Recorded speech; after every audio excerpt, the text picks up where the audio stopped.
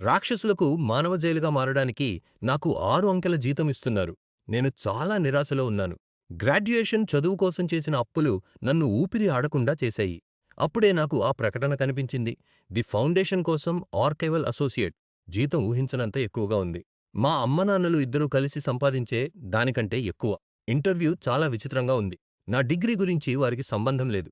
20 ఏళ్ల క్రితం మా అమ్మమ్మ వంటగదిలోని వాల్పేపర్ను నేను గుర్తుంచుకోగలనో లేదో తెలుసుకోవాలని వారు అనుకున్నారు. నాకు ఫోటోగ్రాఫిక్ మెమరీ ఉంది. నాకు ఉద్యోగం వచ్చింది.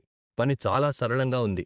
ప్రతిరోజూ ఉదయం 8 నుండి సాయంత్రం 6 వరకు ఒక ఫోటోను అధ్యయనం చేయాలి. ప్రతి చిన్న విషయాన్ని గుర్తుంచుకోవాలి. ఫుట్పాత్లోని ప్రతి పగులు, ప్రతి ముఖ కవళిక. ఆ తర్వాత సూపర్వైజర్ ఆ ఫోటోను కాల్చివేస్తారు. ఆయన నాతో కొన్ని విషయాలను కేవలం జ్ఞాపకాల్లోనే ఉంచుకోవడం మంచిది అని చెప్పారు. కానీ ఆ తర్వాత నాకు కలలు రావడం మొదలైంది. నేను కేవలం ఫోటోలను చూడడం లేదు, వాటిలో జీవిస్తున్నాను. నేను బురదతో నిండిన యుద్ధక్షేత్రంలో ఒక సైనికుడిగా, భయంకరమైన కారు ప్రమాదంలో ఒక బాధితుడిగా మారాను. ఇతరుల విషాదాలలో నేను ఒక పర్యాటకుడిలా మారాను. తర్వాత ఒక ఫోటోలోని వ్యక్తిని నేను నిజ జీవితంలో చూశాను.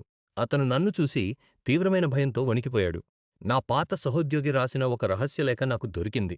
ఆ నిజం చాలా భయంకరంగా ఉంది. ఈ ఫోటోలు కేవలం చిత్రాలు మాత్రమే కావు.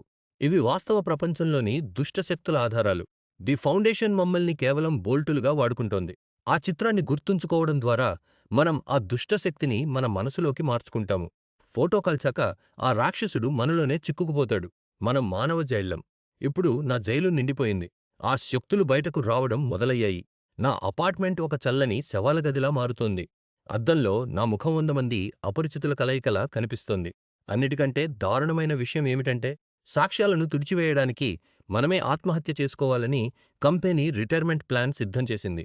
నేను ఇప్పుడు ఒక నడిచే వినాశనాన్ని, మరియు ఆ శక్తులన్నీ బయటకు రావాలని చూస్తున్నాయి.